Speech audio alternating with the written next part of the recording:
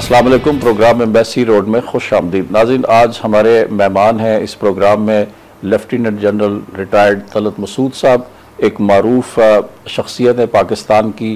वो पाकिस्तान के सबसे बड़े असला साज फैक्ट्री पाकिस्तान ऑर्डिनेंस फैक्ट्री के सरबराह रह चुके हैं। इसके अलावा वो एक मारूफ तज्ज़ियाकार है। अस्करी एतबार से उनके तज्ज़िये बहुत मोतबर समझे जाते हैं। इसके अलावा उनकी बड़ी नज़र है इलाकाई और बैनुल अक़वामी उमूर के ऊपर, और अक्सर इस पे वो बड़े सैर हासिल तबसरे करते हैं और एक बहुत ही रिस्पेक्टेड और एक काबिल सताइश उनकी जो है राय होती है इन मामलात के ऊपर। हमने उन्हें आज मदऊ किया इस शो में कि उनसे बातें करें कि पाकिस्तान और अमेरिका के दरमियान जो ताल्लुकात एक कशीदा हो गए थे, अब दोबारा वो बहाल होने शुरू हुए और आगे चल कर क्या हो सकता है। क्या ये मामला पाकिस्तान अमेरिका ताल्लुकात का स्मूथ रहेगा या इसमें फिर कोई रख न पड़ने का इम्कान है, इस पर बात करेंगे। अफ़गानिस्तान और पाकिस्तान की जो सूरत हाल है उस पर भी तबादला ख्याल होगा। जन साहब, थैंक यू वेरी मच, आपने ज्वाइन किया हमें। पाकिस्तान और अमेरिका के ताल्लुकात कहते हैं कि 60 साल में नशीब व फराज का शिकार रहे। कभी बहुत अच्छे, कभी बहुत कुर्बत के ताल्लुकात और कभी बहुत कशीदा, और हाल ही में ये कशीदगी अपने इंतहा पे पहुंची जबकि नेटो सप्लाई रूट्स बंद हुए। हमने उनसे शमसी बेस खाली करा लिया और बहुत से ऐसे वाक़यात पाकिस्तान में रूनमा हुए जिनसे हमारे दरमियान कशीदगी हुई। अब नेटो सप्लाई जो है बहाल हो चुकी है। आपके ख्याल में अब ये मामला स्मूथ चलेगा या इसमें फिर कोई गड़बड़ का इम्कान है? ये मेरे ख्याल में इसमें कोई शक नहीं कि जिस तरीक़े से वो ख़राब हो रहे थे दोनों के रिश्ते, लेकिन उसमें बेहतरी तो ज़रूर आई है। और वो बेहतरी इसलिए आई है कि पाकिस्तान ने जो ये फ़ैसला किया कि रसद को खोल दिया जाए और अमेरिका ने एक तरीक़े से सॉरी कहा, तो इस पर मैं समझता हूँ कि जो हमारी पोजीशन थी सलाला के वाक़े से पहले, वो हालात मेरे ख़्याल में दोबारा रूनुमा हुए हैं और एक तरीक़े से उस सतह पर हम पहुँचे हैं जो कि सलाला से पहले थी। लेकिन अभी भी काफ़ी पॉलिसी में इख्तिलाफ़ात हैं और कई एतमाद का भी फुक़दान है। तो जब तक मेरे ख़्याल में कई ऐसी चीज़ें जैसे आप देखें ड्रोन्स अटैक्स का एक मामला है जो कि काफ़ी पाकिस्तान के लिए सियासी लिहाज से पेचीदा है और ये नहीं तवक्को की जा सकती है कि अमेरिका इस पर ऐसा फ़ैसला करेगी जो कि पाकिस्तान के लिए मुस्बत होगा। तो एक तो ये है इशू। दूसरा ये है कि आपने देखा कि सरहद के ऊपर पाकिस्तान अफ़गानिस्तान में जो पोस्ट हैं उसमें ISAF और US की जो अफवाज हैं वो इस तरीक़े से निगरानी नहीं कर रही हैं और पाकिस्तान के जो तालिबान हैं वो मुसलसल वहाँ जाकर पनाह ले रहे हैं।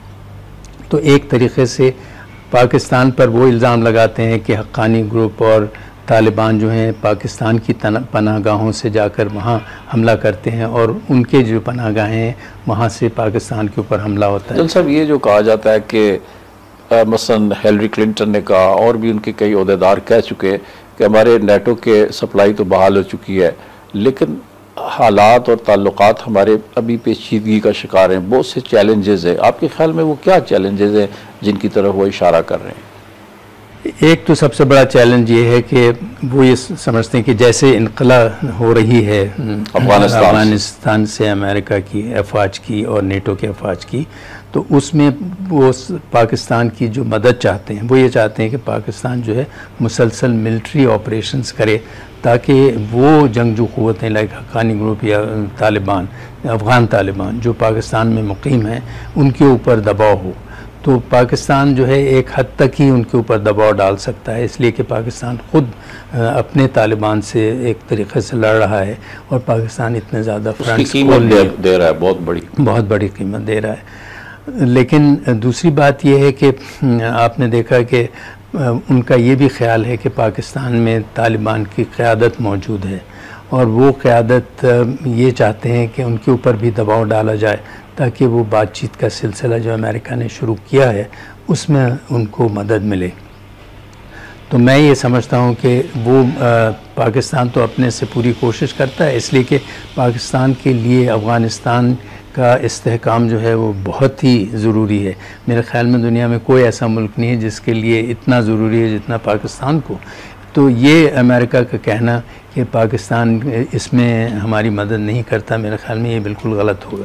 लेकिन दूसरी चीज़ ये है कि पाकिस्तान और अमेरिका की जो इंटेलिजेंस है उसमें जितना एतमाद होना चाहिए वो नहीं है। और आपने देखा कि जिस तरीक़े से उन्होंने एक तरफ़ा तौर पर उसामा बिन लादेन के लिए कार्रवाई में जो ऑपरेशन किया, उसके बाद एक नेटवर्क जो उन्होंने पाकिस्तान में फैलाया, तो उससे ये ज़ाहिर होता है कि उनको हम पर एतमाद नहीं था और वो ये समझते थे कि हम कई ऐसी जंगजू क़ुव्वतें हैं और जो जिहादी एलिमेंट्स हैं और जो तालिबान हैं उनकी सरपरस्ती कर रहे हैं।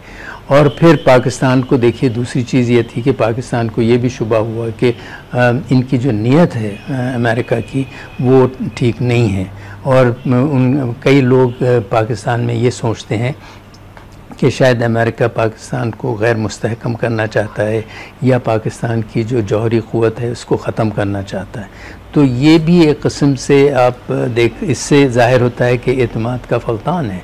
तो उनका ये कहना है कि हम तो चाहते हैं कि पाकिस्तान में इस्तेहकाम हो, अफ़गानिस्तान में इस्तेहकाम हो, तो हम तो सोच भी नहीं सकते कि पाकिस्तान को गैर मुस्तहकम करें। लेकिन ये अगर सोच आई भी है और इतने लोगों में है तो फिर इसकी कोई वजह ज़रूर होगी, और ये वजह है कि वो जो नेटवर्क्स अपने बढ़ाते हैं इंटेलिजेंस के, उनका ये कहना है कि चूँकि आप हमसे ताउन नहीं करते इसलिए हम इंटेलिजेंस जो है वो बढ़ाते हैं। दूसरी बात, वो जो जौहरी क़ुव्वत की बात होती है, डीन्यूक्लियराइजेशन ऑफ पाकिस्तान की जो बात होती है, उसमें ये होता है कि पाकिस्तान जो है फिर अपने असासे शायद अगर फ़र्ज़ कीजिए कि और मजबूत करना चाहता है उनकी सिक्योरिटी वगैरह, तो वो फिर अपने सैटेलाइट से देखते हैं, फिर वो एक किस्म से एक्शन रिएक्शन शुरू हो जाता है। और हालांकि आपने देखा कि सेनेटर कैरी जो थे उन्होंने कहा मैं अपने खून से लिख के दे सकता हूँ कि ये ऐसी बात नहीं है, अमेरिका जो है वो किसी सूरत में पाकिस्तान की डीन्यूक्लियराइज़ नहीं करना चाहता, वो जौहरी असासे नहीं लेना चाहता। साहब, ये जो एतमाद का फुक़दान जिसकी आप बात कर रहे हैं, इसको ख़त्म किस तरह किया जा सकता है? हमेशा वो कहते हैं कि पाकिस्तान की फ़ौज जो है वो हमारे साथ दोहरा खेल खेल रही है, डबल गेम कर रही है, और वो एक तरफ दहशत गर्दों को सपोर्ट करती है, दूसरी तरफ वो हमारे इत्तेहादी भी हैं। तो पाकिस्तान ने तो बहुत कीमत अदा की है और पाकिस्तानी फ़ौज ने भी बहुत बड़ा ऑपरेशन किया है, उसके हज़ारों लोग मारे गए हैं, शहीद हुए हैं। तो ये इत्मीनान अमेरिका क्यों नहीं करता हम पे? देखिए जावेद साहब, आप बिल्कुल ठीक कह रहे हैं। एक तरीक़े से देखा जाए तो पाकिस्तान में जो कैजुअल्टीज़ भी हैं वो अफ़गानिस्तान से भी ज़्यादा है। तो इससे ही ज़ाहिर होता है कि जंग तो असल में पाकिस्तान में हो रही है। बात दरअसल ये है कि पाकिस्तान का ये ख़्याल है कि अमेरिका जो है ये तो चला जाएगा, हमें जो ये जंगजू क़ुव्वतें अफ़गानिस्तान में मौजूद हैं हमने उनसे गुजारा करना है। इस वजह से हमें ऐसी पॉलिसीज़ इख्तियार करनी चाहिए कि हम उनसे दुश्मनी न मोल लें और उनसे ऐसे ताल्लुक़ात रखें चूँकि वो एक हकीकत है। इनका ये कहना है कि अगर आप उन क़ुव्वतों से ताल्लुक़ात रखना चाहते हैं तो फिर यही क़ुव्वतें हैं जो कि हम पर हमला कर रही हैं और हमारी दुश्मन हैं। यही मौक़िफ़ जो है अमेरिका ले रहा है पाकिस्तान के बारे में, जब वो कहता है कि असल दुश्मन तो हमारा अफ़गान तालिबान है या अफ़गान की और जो मिलिटेंट ग्रुप्स हैं लाइक हक्कानी ग्रुप वगैरह, हम इनके ख़िलाफ़ कार्रवाई कर रहे हैं। पाकिस्तान के जो तालिबान आए हैं, चाहे वो स्वात से आए हों या औरंगज़ई से आए हों या शुमाली या जनूबी वज़ीरिस्तान से आए हैं, वो उनके ऊपर हम कोई कार्रवाई नहीं कर रहे हैं, इसलिए कि हमारी तरजीहात में ये है। तो देखिए आप, इससे ज़ाहिर होता है कि दोनों की तरजीहात जो हैं वो अपना जो इस वक्त इमीडिएट उनकी चैलेंज है उसको फेस ये जो पाकिस्तान पे प्रेशर रहा है कि आप हक्कानी नेटवर्क के ख़िलाफ़ ऑपरेशन करें और पाकिस्तान रिलक्टेंट है, पाकिस्तान तामुल का मुजाहरा कर रहा है कि हम ये इनके ख़िलाफ़ एक्शन नहीं लेंगे, उसके बड़े संगीन नताइज निकल सकते हैं। तो ये इंसिस्ट क्यों करते हैं कि बार बार कि इन्हीं के ख़िलाफ़ आप ऑपरेशन करें, और ये क्या उनकी इससे क्या उनको हासिल होगा? असल में जो हक्कानी ग्रुप है वो उनके लिए काफ़ी मुसीबत बनी हुई है, क्योंकि वो एक तरीक़े से उनको बड़ा तजुर्बा हुआ है अफ़गान जिहाद से और वो बड़े अच्छे फ़ाइटर्स हैं और आपने देखा कि वो मुसलसल काबुल के ऊपर और मुख्तलिफ़ जगहों पर हालांकि 200 किलोमीटर भी जाकर हमले करते हैं। हक्कानी नेटवर्क हालांकि उनकी अपनी पैदावार है, CIA ने क्रिएट किया था ना अगेंस्ट सोवियत फोर्सेस। तो अब वो ये चाहते हैं कि पाकिस्तान जो है इनके ऊपर वो ऑपरेशन करे। पाकिस्तान के लिए ये बहुत मुश्किल है इस वजह से कि पाकिस्तान अगर उनके ऊपर ऑपरेशन करता है तो जब तक अमेरिका ख़ुद एक मिलिट्री ऑपरेशन अपनी सरहदों में यानी अफ़गानिस्तान में नहीं करता, आप देखेंगे कि जैसे वो मिलिट्री ऑपरेशन करेंगे वो तमाम हक्कानी ग्रुप के लोग जो हैं वो अफ़गानिस्तान चले जाएंगे या पाकिस्तान की जो दूसरी ट्राइबल एजेंसीज़ हैं, चाहे वो औरंगज़ेब हो या इधर उधर फैल जाएंगे, तो कोई फ़ायदा नहीं होगा। और ये है गुरिल्ला वॉरफेयर। फिर पाकिस्तान का ये मौक़िफ़ है कि इस वक्त जबकि अमेरिका अपनी अफवाज इनक़ला कर रहा है तो ऐसे मौके पर पाकिस्तान को क्या ज़रूरत है कि एक बहुत बड़ा मिलिट्री ऑपरेशन करे। मिलिट्री ऑपरेशन में एक दूसरी बड़ी जो मुश्किल है वो ये है कि सिविलियंस को बहुत से सिविलियंस को वहाँ से डिस्प्लेस करना पड़ेगा। और ऐसे भी आपको पता है अभी भी जो जुनूबी वज़ीरिस्तान से और अगज़ई से मोमेंट वगैरह में जो ऑपरेशंस हुए और उसमें हज़ारों की तादाद में बल्कि लाखों की तादाद में लोग जो हैं वो बेघर होकर दूसरे इलाकों में चले गए। तो पाकिस्तान ये नहीं चाहता कि शुमाली वज़ीरिस्तान से भी लोग जो हैं डिस्प्लेस हों। उनका यह ख्याल है कि हम ये कोशिश करेंगे कि इनके ऊपर दबाव डाला जाए हर किस्म का ताकि बातचीत के सिलसिले में ये हिस्सा लें। लेकिन अब आपने देखा होगा कि सेनेट ने एक रेजोल्यूशन पास किया है जिसमें उन्होंने कहा है कि हक्कानी ग्रुप को वो जनरल साहब हमारी ये गुफ्तगू जारी रहेगी। नाज़रीन एक मुख्तसर ब्रेक लेते हैं। ब्रेक से वापसी के बाद हम जनरल तलत मसूद साहब से पाकिस्तान और अफ़गानिस्तान के मुस्तकबिल के ताल्लुकात का क्या नक्शा होगा इस पर भी बात करेंगे।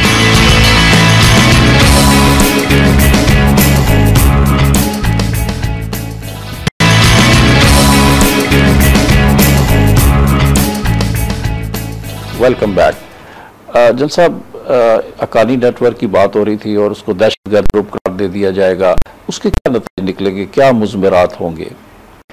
देखिए, अगर वो दहशतगर्द बन गया, जैसे अगर उन्होंने डिक्लेयर कर दिया, तो फिर मुश्किल ये होगी कि भी उनके साथ अगर कांटेक्ट होता है तो फिर उसके ख़िलाफ़ कार्रवाई की जा सकती है अमेरिका के लिहाज से। दूसरी चीज़ ये है कि उसकी किसी किस्म की मदद की जाए, चाहे कोई भी इदारा करे, तो फिर उसके ख़िलाफ़ भी कार्रवाई की जाएगी। और फिर जब वो टेररिस्ट करार दिया जाए तो फिर अमेरिका जो है उसके ख़िलाफ़ ड्रोन अटैक्स तो खैर पहले ही कर रही है, लेकिन और भी कार्रवाई जो है वो कर सकती है। तो मेरे ख़्याल में फिर दूसरी चीज़ ये है कि क्या उनसे बातचीत हो सकती है, तो मैं नहीं समझता कि जब आप किसी को टेररिस्ट करार दे रहे हैं तो फिर बातचीत तो सवाल ही नहीं। इस तरह से एक दरवाज़ा वो बंद कर दिया। जी जी तो जी हाँ जी जनरल साहब, एक बात जो है वो डॉक्टर शकील अफरीदी का भी बड़ा तज़किरा हो रहा है आजकल सेनेट में जो बातें होती हैं। अभी कोई ग्रुप था अमरीकी कांग्रेस के अरकान का, वो हमारी एम्बेसडर से मिला है, शहरी रहमान से, उसके घर पे कोई ब्रीफिंग हुई है, उसमें उन्होंने कहा कि वो तो हमारा हीरो है शकील अफरीदी, आप उसको छोड़ दें। और ऐसे बिल पेश करने की कोशिश हो रही है अमरीकी कांग्रेस में कि अगर शकील अफरीदी को ना छोड़ा जाए तो पाकिस्तान की सारी इमदाद बंद कर दी जाए। शकील अफरीदी उनके लिए इतना अहम है? जी, वो उनका कहने का मतलब ये है कि उसने जो सबसे दुनिया का बड़ा टेररिस्ट था, देखिए ये बिल्कुल ज़ाविया उनका मुख्तलिफ है। हालांकि वो पाकिस्तान की खुद मुख्तारी को पामाल करता है, जिस तरीके से उन्होंने उसामा बिन लादेन के खिलाफ कार्रवाई की और जिस तरीके से आफरीदी ने अमेरिका की इमदाद की, वो बिल्कुल ही गलत था। उनको चाहिए था कि पाकिस्तान की ISI और या दूसरी इंटेलिजेंस एजेंसीज़ को या अथॉरिटीज़ को बताते हुकूमत को, लेकिन गलती वो की। लेकिन उन्होंने ये पोजीशन ली है कि एक ऐसा दहशतगर्द जो कि दुनिया में सबसे ज़्यादा उसको मोस्ट वांटेड टेररिस्ट, जो आइकॉन समझा जाता है टेररिस्ट का, जिसके लिए सारी दुनिया जो थी पीछे थी, तो उसकी अगर उसको ढूंढने में इसका इतना बड़ा किरदार रहा है, तो आप उसको कैसे कैद में डाल सकते हैं? ये तो इसने आपकी भी मदद की, हमारी भी मदद की है, और आप ख़ुद हमें कई लोग जो अलकायदा के थे उनको पकड़ा है और हमें आपने उनको हैंड ओवर किया है, तो क्या वजह है कि आप जब इसने इस मदद की हमारी तो आपने उसको जेल में डाल दिया? तो ये तो एक अजीब सी चीज़ है उनके लिहाज से। लेकिन पाकिस्तान की पोजीशन ये है कि एक पाकिस्तानी जो है अगर वो ये समझता था कि उसामा बिन लादेन यहाँ है तो उसको हमें बताना चाहिए था, ना कि एक दूसरे मुल्क के। अजल साहब, तारीख ये बताती है कि पाकिस्तान अमेरिका के ताल्लुकात माजी में ऐसे रहे कि बाज़ औक़ात इस तरह के लोग, मसलन रेमंड डेविस जो था, उसको वो छुड़ा के ले गए। उसका बड़ा सीरियस उसके ख़िलाफ़ चार्जेस थे, उसने पाकिस्तानी नौजवानों को कत्ल किया दिन दाड़े लाहौर के अंदर। लोग ये समझ रहे हैं कि एक मरतबा फिर ये जो डॉक्टर शकील अफरीदी है इसको भी अमेरिका छुड़ा के ले जाएगा। आपकी क्या राय है इसमें? देखिए, बहुत मुमकिन है कि अगर ये ताल्लुकात पाकिस्तान और अमेरिका के बेहतर हुए तो उसमें एक ज़रूर अमेरिका जो है वो इस पर बड़ा इसरार करेगा कि इसको छोड़ा जाए, और इसके बदले शायद जैसे कहा जा रहा है कि आजकल के डॉक्टर आफिया सिद्दीकी के बदले में ये हो जाए तो एक किस्म की एक्सचेंज हो जाए, ताकि लोग भी फिर कह सकें कि भाई ठीक है उसको उन्होंने छोड़ा, हमने इसको छोड़ा, तो फिर ये कोई अदल हो सकता है। तो मेरा ये ख्याल है कि अगर ताल्लुकात दोनों ममालिक के बेहतर होते हैं और ऐसा माहौल पैदा होता है तो फिर हुकूमत इस पोजीशन में होगी कि इस हमसाया ममालिक हैं उनसे ताल्लुकात भी अच्छे रखना चाहता है अफ़गानिस्तान के लिहाज से भी, इसके साथ साथ अमेरिका और नेटो के तमाम ममालिक से अच्छे ताल्लुकात रखना चाहता है। दूसरी तरफ जो है अमेरिका और तकरीबन सारी दुनिया की पॉलिसी जो है वो तालिबान के मुखालिफ है। तो पाकिस्तान एक किस्म से अजीब एक पोजीशन में है। तो एक तरफ वो समझता है कि ये एक हकीकत है, दूसरी तरफ ये भी हकीकत है कि सारी दुनिया जो है वो तालिबान की मुखालिफ है। तो पाकिस्तान को एक ऐसी पॉलिसीज़ इख्तियार करनी चाहिए जो कि अपने मुल्क के मफाद में, यानी यहाँ इस्तेहकाम बहुत ज़रूरी है पाकिस्तान के कबायली इलाक़ों में, वो इस्तेहकाम इसी तरीके से आ सकता है जब अफ़गानिस्तान में। तो पाकिस्तान की ये कोशिश होनी चाहिए कि बातचीत के सिलसिले में पूरी भरपूर तरीके से मदद करें और इनके ऊपर अगर मुमकिन हो सकता है जहाँ तक दबाव डालें।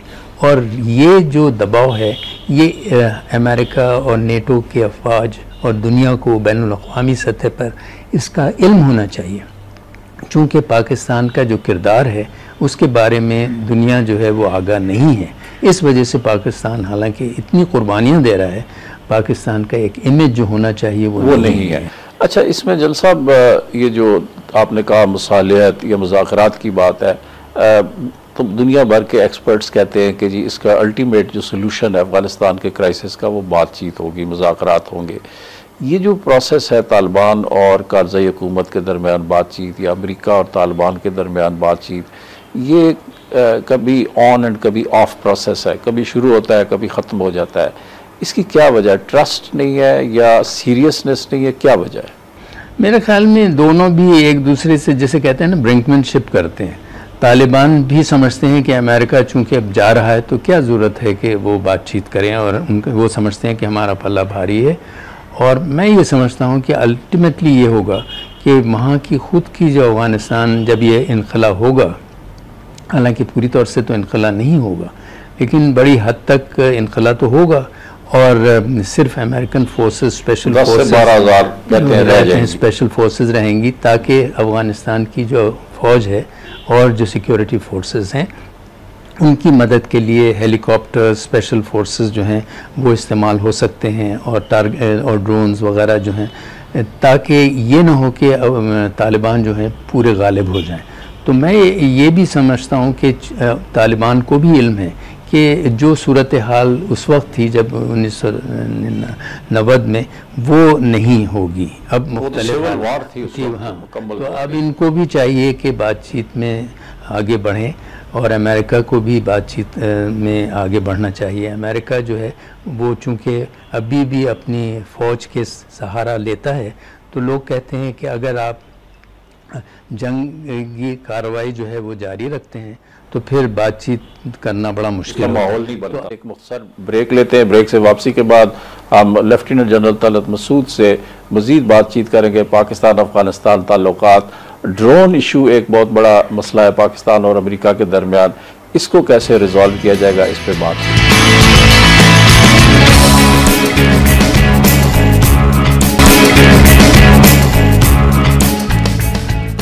Welcome back. जन साहब, ड्रोन इशू आपने तज़किरा किया था कि एक कंटेंशियस इशू है बिटवीन अमेरिका एंड पाकिस्तान। इस वक्त जो ड्रोन हमले हो रहे हैं दुनिया भर में, इसके ख़िलाफ़ एक गुस्सा है, एक रिएक्शन है। अभी कल ही बरतानिया के 12 पार्लियामेंट के अरकान ने सदर ओबामा को ख़त लिखा है कि ये ड्रोन हमले बंद होने चाहिए, इससे गम व गुस्सा अमेरिका के ख़िलाफ़ बढ़ रहा है। पाकिस्तान भी ये मुतालबा कर रहा है और हमारे ISI के सरबराह जो हैं वो जा रहे हैं 2 अगस्त को, उनकी मीटिंग है CIA के जो चीफ है उनके साथ। कहा जाता है कि उसमें जो बड़ा मौजू होगा वो ड्रोन्स होंगे। आपके ख्याल में अमेरिका ड्रोन हमले बंद कर देगा, इसमें कमी कर देगा, या क्या होगा? देखिए, मैं भी इससे बिल्कुल इत्तेफाक करता हूँ कि ड्रोन्स के कई नुकसानात हैं। एक तो ये है कि अखलाक़ी लिहाज से बिल्कुल गलत है, कानूनी लिहाज से बिल्कुल गलत है। इससे ये भी होता है कि जो मुल्क के लोग हैं, अवाम, वो समझते हैं कि रियासत जो है इतनी कमज़ोर हो गई है कि एक तरीक़े से लाचार हो गई है। तो और कोई वजह नहीं है कि एक दूसरा ख़ास तौर से इत्तेहादी मुल्क आपकी खुद मुख्तारी को पामाल करे। दूसरी तरफ जो अमेरिका का कहना है कि आप खुद मुख्तारी तो पामाल इन लोगों ने की है, यानी हक़ानी नेटवर्क ने की है या तालिबान ने की है, आपके ख़ुद के तालिबान ने की है, तो आप खुद मुख्तारी जब तक अपनी हुक्मरानी कायम नहीं करेंगे, इस वक्त तक हम ड्रोन्स इस्तेमाल करेंगे, चूँकि आपके ही इलाक़ों से फिर ये लोग आकर हमला करते हैं। तो उनका जो मंतक है वो ये है, हमारी मंतक ये है कि आप हम पर छोड़ दें। हम ये जो मामलात हैं इसको हम मिलिट्री से, फोर्स से और दूसरे तरीक़ों से मामलात को हल करेंगे। तो ये जो है ये कशमकश तो चल रही है। पहले पाकिस्तान में इसमें कोई शक नहीं, जनरल मुशर्रफ के ज़माने से एक तरीक़े से अमेरिकन को इजाज़त दे दी थी कि आप इस ड्रोन्स इस्तेमाल करें, लेकिन अंडरस्टैंडिंग थी और आपने देखा कि उससे उन्होंने पूरी तौर से फ़ायदा उठाया। हमने अपनी आँखें जो हैं उस तरफ कर लीं जब वो ड्रोन्स कर रहे थे। हम पब्लिक में कुछ कहते थे और उनसे कुछ कहते थे। तो ये एक तरीक़े से बड़ा गलत हमने एक पॉलिसी अख्तियार की थी। अब रहा कि क्या वाकई में अमेरिका जो है ड्रोन्स ख़त्म कर देगा। मैं नहीं समझता कि इतनी जल्दी ड्रोन्स ख़त्म होंगे, इस वजह से कि अमेरिका की जो इस वक्त सेंट्रल पॉलिसी है, जो मेन पॉलिसी है, वो ये है कि ड्रोन्स का ज़्यादा से ज़्यादा सारी दुनिया में इस्तेमाल किया जाए। जी, यमन में भी कर रहे हैं, सोमालिया में भी कर रहे हैं और जहाँ भी समझते हैं। अब इस वजह से कि उनका ये ख्याल है कि अपने अफवाज को बचाया जाए और उनके पास मशीन्स के ज़रिए ये काम लिया जाए। तो एक रोबोटिक उनका यह ख्याल है कि बजाय इसके, इसीलिए आपने देखा कि ड्रोन्स एक तो टेक्नोलॉजी उसकी बढ़ती बहुत बेहतर होती चली जा रही है, दूसरे क्वांटिटी जो है उनकी वो भी बढ़ती चली जा रही है। तो 100 से ड्रोन्स जो हैं इस वक्त ऑर्डर पर हैं और प्रोडक्शन लाइन नया ऑर्डर दिया उन्होंने। तो सारी दुनिया में ये एक इस्तेमाल करेंगे, ये एक मेन वेपन सिस्टम उनका हो गया। लेकिन इसके साथ साथ मैं ये भी कहूँगा कि ये बहुत मुमकिन है कि अगर पाकिस्तान और अमेरिका में एतमाद बढ़े और ऐसे हालात पैदा हों और ऐसा ड्रोन टेक्नोलॉजी हमें दे दें। एक तो ये कि ड्रोन्स की टेक्नोलॉजी दें, लेकिन उससे पहले ये सबसे ज़्यादा मुमकिन हो सकता है कि अगर हमारी इंटेलिजेंस आपस में ताउन करे, तो अगर वो ड्रोन्स इस्तेमाल भी करते हैं तो हमारी इजाज़त से और हमारे साथ मिलकर वो ड्रोन्स इस्तेमाल। तो आपके ख्याल में जो हमारे ISI के सरबराह जा रहे हैं तो ये ज़रूर इस पे बात ज़रूर करेंगे, इसलिए कि ये आपको पता है ये बहुत अहम है। मेरे ख्याल में ये जो DGISI का जाना है ये बड़ा अहम है, इसलिए कि इस वक्त इंटेलिजेंस के मामलात जो हैं वो बहुत अहमियत के हामिल हैं। उसमें बहुत पेचीदगियाँ हैं, जैसे हम पहले भी बात कर रहे थे इंटेलिजेंस नेटवर्क के बारे में कि भाई आप अगर हमारे इत्तेहादी हैं तो आप हमें एक एक आदमी के बारे में बताएं। अगर कोई इंटेलिजेंस चाहते हैं तो पहले हम फराहम करेंगे। अगर हमसे नहीं हो सकती तो टेक्नोलॉजी के लिहाज से चूँकि आप आगे हैं तो हम आपकी मदद भी करने तैयार हैं, लेकिन आप यकतरफा तौर से बग़ैर बताए हुए अपना इंटेलिजेंस नेटवर्क भी ना बढ़ाएं। चल साहब, इमरान खान पाकिस्तान तहरीक इंसाफ के सरबराह, उन्होंने कहा कि मैं सितंबर में एक अमन काफिला लेके वज़ीरिस्तान में जाऊंगा और उनका बहुत ज़्यादा फोकस है ड्रोन हमले जो हैं। वो कहते हैं कि ड्रोन हमले पाकिस्तान पे बंद होने चाहिए। आपके ख्याल में इसका क्या इम्पेक्ट होगा जब इमरान खान वहाँ जाएंगे?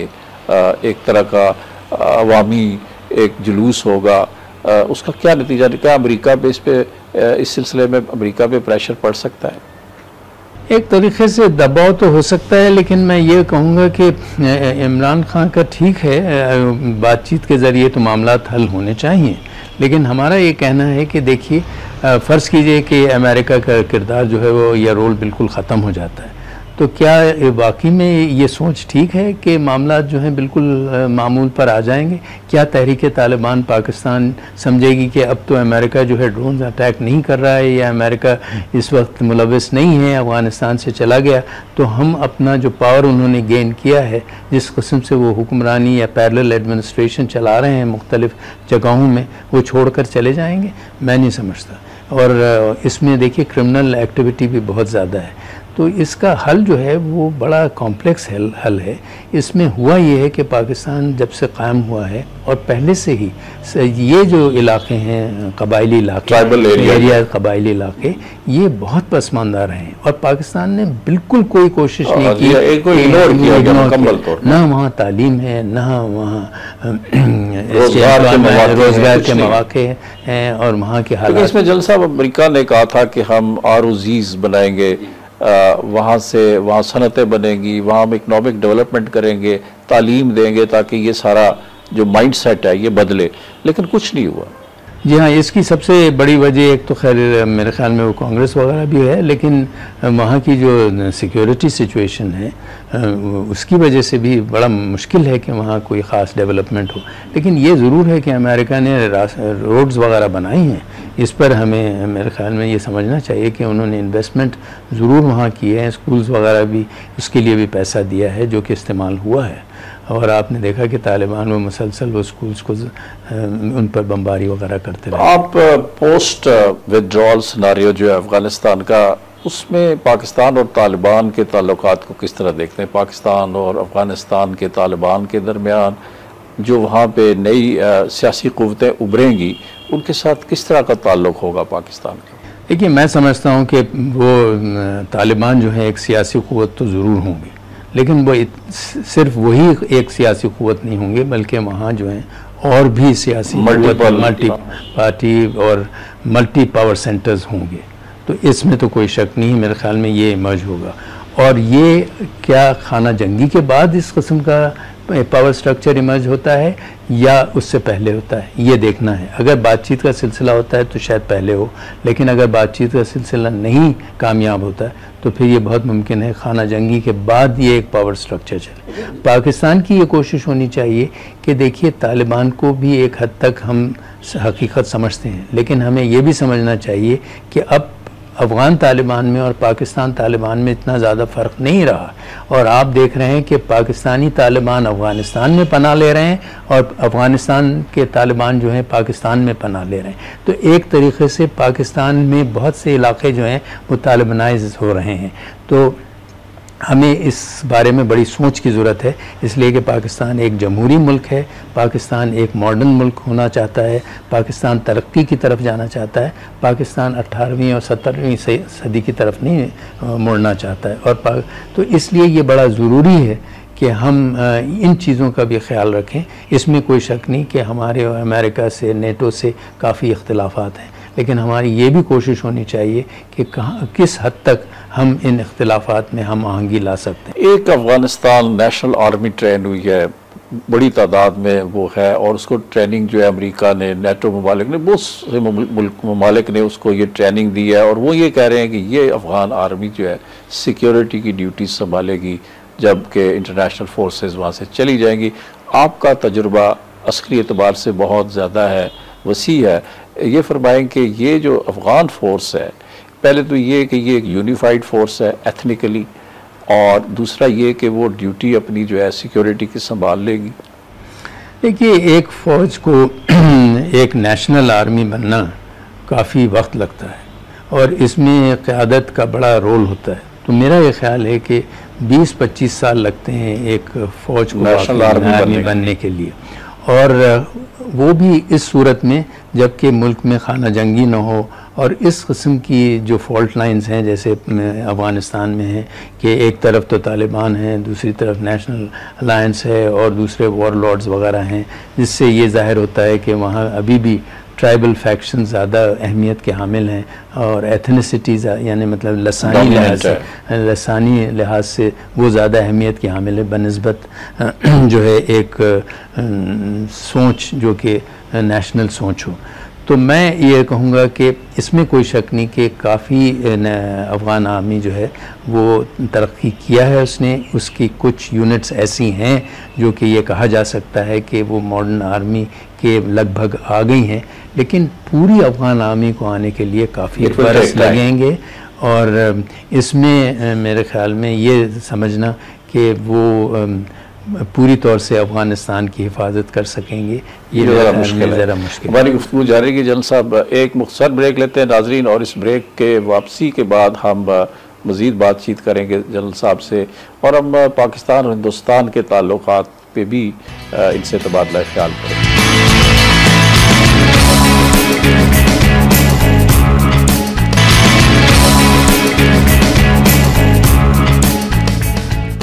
Welcome back. जनरल साहब, पाकिस्तान हिंदुस्तान के ताल्लुकात बेहद थे और ख़ास तौर पर मुंबई अटैक्स के बाद अब एक मुज़ाकरात का सिलसिला चल पड़ा है और वहाँ से भी अच्छे बयान आ रहे हैं, पॉजिटिव बयान आ रहे हैं। आपका क्या ख्याल है कि पाकिस्तान और हिंदुस्तान माजी की जो तलखियाँ हैं उनको फरामोश करके और आगे बढ़ सकते हैं, जबकि कश्मीर का मसला और पानी का इशू और बहुत सारे सियाचिन का इशू, सिर क्रीक इशू सारे अपनी जगह मौजूद हैं? या इसमें कोई शक नहीं कि एक तरीक़े से माहौल जो है वो बहुत बेहतर हुआ है निस्बतन, और ये एक अजीब जिसे कहते हैं आयरॉनिक है, चूँकि अमेरिका से ताल्लुक़ात हमारे जब बहुत ख़राब हुए तो उसी दौरान जो है इंडिया से हमारे ताल्लुक़ात बेहतर हुए। तो ये पाकिस्तान के लिए एक तरीक़े से बड़ा अच्छी बात थी, इसलिए कि अगर दोनों रीजनल पावर भी और ग्लोबल पावर दोनों पाकिस्तान के मुखालिफ हो जाते तो और पाकिस्तान पर दबाव जो है वो बढ़ता। इसमें कोई शक नहीं कि उस दौरान भी अमेरिका ने और इंडिया ने ये कोशिश की कि पाकिस्तान पर दबाव डाला जाए, लेकिन इंडिया से चूँकि ताल्लुक़ात बेहतर हुए थे तो माहौल बेहतर हुआ है। सबसे बड़ी बात जो ये हुई है कि पाकिस्तान और इंडिया ने ये सोचा है कि इसके बावजूद कि जैसे आपने बिल्कुल ठीक कहा कि जितने असल मसाइल हैं उनमें तो कोई पेशरफ्त नहीं हुई, लेकिन चूँकि तिजारत में एक किस्म से पेशरफ्त हुई है और बातचीत दोनों चाह रहे हैं और ये भी कोशिश है कि वीज़ा रजीम भी बेहतर किया जाए, फिर कश्मीर से जो लाइन ऑफ कंट्रोल है उसमें भी तिजारत जो है वो बढ़े, ये तमाम चीज़ें ऐसी थीं जिससे ऐसे लगता था कि शायद माहौल बेहतर होने से फिर ये जो मामलात हैं इनके ऊपर भी पेशरफ्त हो। दूसरी बात यह है कि मनमोहन सिंह साहब का भी टेन्योर जो है वो ख़त्म हो रहा है, और मैंने भी देखा है और उनसे जब मेरी मुलाकात भी हुई थी, उनका भी ये मुझे याद पड़ता है कई साल पहले जब वो नए प्राइम मिनिस्टर बने थे तो वो कहते थे कि मेरी ये ख्वाहिश रहेगी कि मैं पाकिस्तान से कोई ऐसे मुआहदे या ऐसी पेशरफ्त हो जिस जो कि तारीख़ में एक तरीक़े लॉन्ग लास्टिंग हो। तो मैं आपने देखा कि उन्होंने एक इंडिया दिया है कि मैं पाकिस्तान जाना चाहता हूँ, तो अगर वो पाकिस्तान आएंगे तो शायद ये मुमकिन है कि सर क्रीक या सियाचिन के मामला जो है वो तस्फिया तलब है, वो तस्फिया उस पर कोई हो जाए, कोई रजामंदी हो जाए, तो ये मुमकिन है कि हो सकता है। जनरल साहब, ये जो अप्रोच है कि पहले माहौल को बेहतर, ये हिंदुस्तान की अप्रोच रही है कि पहले माहौल बेहतर बनाया जाए, कॉन्फिडेंस बिल्डिंग मेजर्स लिए जाएँ, इंटरनेशनल एक्सपर्ट्स भी ये कहते रहे, उसके लिए काफ़ी चीज़ें हो चुकी हैं। तो ये एक माहौल बेहतर होना, कॉन्फिडेंस बिल्डिंग मेजर्स के ज़रिए अल्टीमेटली जो कोर इशू है कश्मीर का, आपके ख्याल में वो रिजॉल्व हो जाएगा बिटवीन इंडिया एंड पाकिस्तान? जी, मेरा नहीं ख्याल है कि इतनी जल्दी होगा। आपसे मैं कहता हूँ कि इंडिया जो है इस वक्त उसके ऊपर दबाव डालना बड़ा मुश्किल है। और ख़ुद जो कश्मीर में एक जहाद है, एक जो वहाँ की तंजीमें हैं जो चाहती हैं कि आज़ादी या पाकिस्तान से मुंसलिक हों, उनको बहुत दबाया जा रहा है। तो इसमें तो कोई शक नहीं, और ये इस हालात तो रहेंगे। लेकिन ये ज़रूर है कि अगर पाकिस्तान और इंडिया के ताल्लुक़ात बेहतर होते हैं, जैसे हम देखते हैं कि चीन के भी और इंडिया के भी काफ़ी मसाइल हैं, सरहदी मसाइल हैं, लेकिन इसके बावजूद दोनों ममालिक ने देखा है कि किस तरीक़े से हम आपस में अपने ताल्लुक़ात को बेहतर किया जाए। मैं ये समझता हूँ कि हमें ये देखना चाहिए कि इंडिया और पाकिस्तान में चैलेंजेस तो आपस में बहुत हैं, लेकिन जहाँ अपॉर्चुनिटीज़ हैं, जैसे तिजारत में है, कल्चरल एक्सचेंजेस में है, जो कि दोनों ममालिक के लिए सूदमंद हों, उसमें मैं समझता हूँ कि उनको फ़ौरन उससे फ़ायदा लेना चाहिए। और जो चैलेंजेस हैं उनके ऊपर भी काम करते रहना चाहिए। और जब, जैसे आपने कहा, माहौल बेहतर हो, तो उस सूरत में हम ये देखें कि जो मुश्किल मसाइल हैं उनके ऊपर भी उनको भी हल करने की कोशिश की जाए। पानी का एक इशू कश्मीर के बाद नया सामने आया कि जो डैम्स बन रहे हैं पाकिस्तान के, दरिया जो हमारे हिस्से के, उन पे बन रहे हैं, दूसरों पे बन रहे हैं, तो पानी का क्राइसिस जो है वो एक कॉम्प्लिकेटेड क्राइसिस बनता जा रहा है। आपके ख्याल में इसको रिजॉल्व करने के लिए कोई हिंदुस्तान पेशरफ्त कर सकता है? पाकिस्तान का मसलन बागलियार डैम है और कई डैम्स बना रहा है, तो ये भी एक टेंशन की वजह है। तो हिंदुस्तान इस सिलसिले में कोई बातचीत के लिए तैयार होगा? मेरे ख्याल में बिल्कुल तैयार होना चाहिए, और कहते तो हैं कि वो तैयार हैं इसके बारे में, और हमें बात करनी चाहिए। और अगर देखिए, ये तो हम एक दूसरे प्लेटफॉर्म पर भी बात कर सकते हैं, इसलिए कि इंडस वाटर ट्रीटी का जो हमारी ट्रीटी है उसमें हम एक मैकेनिज़्म है, और वो मैकेनिज़्म को हम इस्तेमाल नहीं कर रहे हैं जिस तरीके से, और ये इसमें पाकिस्तान की कोताही है। और मैं समझता हूँ कि पाकिस्तान की ये जो कोताही है, इसकी वजह से इंडिया जो है वो मुसलसल उससे फ़ायदा उठा रहा है। और आप ये देखिए कि ये जो पानी का मसला है, ये बहुत ही क्रूशल है, बहुत क्रिटिकल है। पानी की पाकिस्तान में सख्त कमी है, और इंडिया में भी सख्त कमी है। आपने देखा कि इंडिया के जितने सूबे हैं, आपस में सख्त लड़ाई हो रही है उनमें, कि चूँकि हर एक सूबा ये चाहता है कि हमें सबसे ज़्यादा शेयर पानी का मिले। तो अगर इंडिया में ख़ुद पानी की इतनी कमी है, तो जाहिर है वो पाकिस्तान को तो तरजीह नहीं देंगे। तो अगर हम पाकिस्तान अपने मफाद की प्रोटेक्शन नहीं करता है, इंडस वाटर ट्रीटी को की जो जितनी शिकें हैं उसको इस्तेमाल नहीं करता है, और इंडिया को नहीं रोकता है कि ये डैम्स वगैरह बनाएं या इस किस्म के बराजेस बनाएं या रिजर्वायर्स बनाएं, जो कि शायद उस ट्रीटी में चूँकि इबाम है तो उससे वो फ़ायदा उठाकर बना रहा है। तो पाकिस्तान को भी चाहिए कि अपनी तरफ जो है वो भी इस सिलसिले में एक तरह से कोताही की बर वक्त ये इशू जो है वो रेज नहीं किया। और ये ऐसा मामला है कि जो एक दिन में सेटल नहीं होता। ये जो डैम्स, बराजेस और रिजर्वायर सालों में बनते हैं, तो इसकी प्लानिंग तो नहीं चाहिए। पाकिस्तान तो रोज़ जो है मामलात पर ज़्यादा तवज्जो देता है बनिस्बत इसके कि वो मामलात जो कि देरीना और बहुत पाकिस्तान के लिए अहम है। जनरल साहब, सियाचिन का इशू एक बड़ा कंटेंशियस इशू है पाकिस्तान की, और हिंदुस्तान की फ़ौजें कहते हैं दुनिया का हाईएस्ट बैटलफील्ड, वहाँ पे एंगेज हैं, लोग मर रहे हैं। मौसम ख़ास तौर पे इतना उनके हॉस्टाइल है कि मर रहे हैं, हमारे भी उनके भी लोग मर रहे हैं, और बड़ी कॉस्ट पे करनी पड़ रही है। हिंदुस्तान को हमसे ज़्यादा कॉस्ट पे करनी पड़ रही है। इसके बावजूद ये कभी कभार ऐसे लगा कि हम दोनों सियाचिन इशू रिजॉल्व करने के करीब हैं। बेनज़ीर के दौर में जब राजीव गांधी आए तो लगा था कि समझौता होने वाला है, और कई मौक़े पे भी ऐसा महसूस हुआ। क्या वजह है कि हिंदुस्तान अपनी वो पोजीशन जो है बदलने के लिए तैयार नहीं है, सियाचिन पे कोई पेशरफ्त नहीं कर सकता? जी हाँ, बिल्कुल ठीक है। 89 में भी और 2005 में भी आपने देखा कि ये बिल्कुल तस्फिया होने लगा था। फिर कोई सियासी वजूहात की बिना पर एक दफ़ा पाकिस्तान ने इंडिया ने 2 दफ़ा, बल्कि एक दफ़ा ये कहा कि इलेक्शंस हैं, दूसरी दफ़ा कहा कि पाकिस्तान की हुकूमत जो है इस वक्त बड़ी कमज़ोर हो गई है मुशर्रफ साहब की, तो हम ठहर जाएं। तो वो जो इतना ठहरे तो वो फिर अपना मौक़िफ़ ही उन्होंने तब्दील कर लिया।